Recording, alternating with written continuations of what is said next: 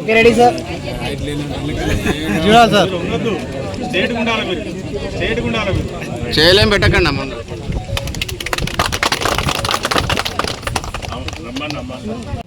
తిప్పండి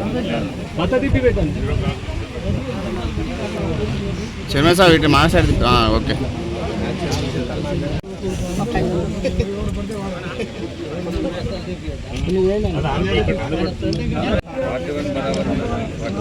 కొంచెం పైనుంచి పోయండి సార్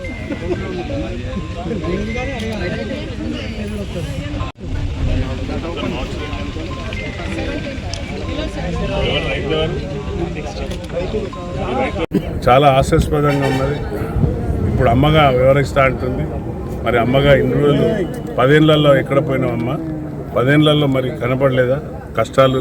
మరి మా రైతు కష్టాలు కానివ్వండి, ఉద్యమకారుల కష్టాలు కనపడలేదా? ఇప్పుడు నేను అండగా ఉంటా, అమ్మగా ఉంటా అంటున్నది. మరి ఇది కూడా కేసీఆర్ ఇచ్చి పెట్టిన బాణమే అనుకుంటున్నాను నాకు తెలిసి. ఎందుకంటే గతంలో కూడా కొందరు కేసీఆర్ ఇచ్చిన బాణాలు వచ్చి పోటీగా పెట్టిండ్రు. కాంగ్రెస్ను డీలా చేయాలని, కాంగ్రెస్కు ఎదురు ఉండాలని. కానీ ప్రజలు గుర్తించి వీరి మాయమాటలు నమ్మకుండా మరి వీరు ఇప్పుడు కేసీఆర్ నాయకుడు కాదు, ఇప్పుడు ఒక మరబొమ్మలాగా తయారైందని అంటుంది. మరి పాపం కేసీఆర్ మరి కుటుంబం సమాధానం చెప్పాలి.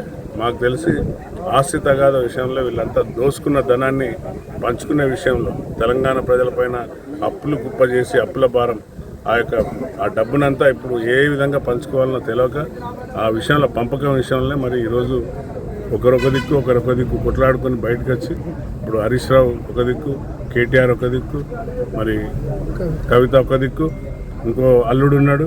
మరి మందు పోసేటైనా రోజు సాయంత్రం కాగానే గ్లాసులో మందు కలుపుతాడు. మరి ఆయన కూడా ఇంకా బయటికి రాలేదు, వస్తాడు. ఆయన కూడా సమయం వచ్చింది. తప్పనిసరిగా ప్రజలు గమనిస్తున్నారు. నువ్వు ఎన్ని పార్టీలు కొత్త టీఆర్ఎస్, బీఆర్ఎస్, తర్వాత టీఆర్ఎస్వి ఏదో కొత్త పేర్లు పెడుతున్నారు. కానీ ప్రజలు మిమ్మల్ని ఆల్రెడీ బొందబెట్టిండ్రు. మీ పైన నమ్మకాలు పోయినాయి. ఎందుకంటే కల్వకుంట్ల కుటుంబమే మరి తెలంగాణ తొలి దిశలో ఉద్యమాల సమయంలో మరి నీళ్లు నిధులు నియామకాలు అని చెప్పి నిధులు నియామకాలన్నీ కూడా మీరే దోసుకున్నారు.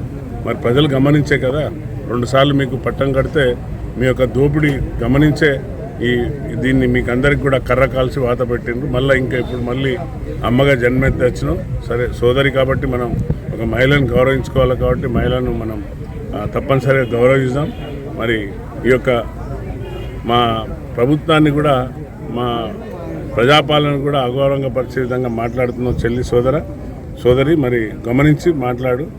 మా ప్రభుత్వం ప్రజాపాలన ప్రభుత్వం ఏదైతే అన్నామో అన్నీ కూడా చేసుకుంటూ 6 గ్యారెంటీలు చేసుకుంటూ వస్తున్నాం.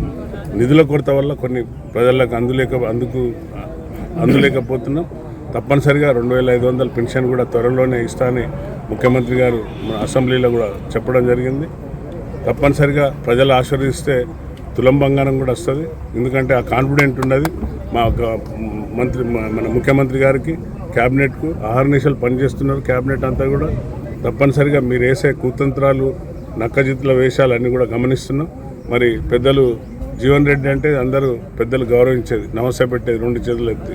కానీ ఆ గౌరవం పొడగొట్టుకున్నాడు ఆయన పెద్ద మనిషి. మంత్రి పదం రాలేదని కానీ ప్రజలు గమనిస్తున్నారు. ఆ జగిత్యాల ప్రజలు కూడా వారిని మొత్తం సీనియర్ కాంగ్రెస్ నాయకులు కూడా గుర్తించిండ్రు.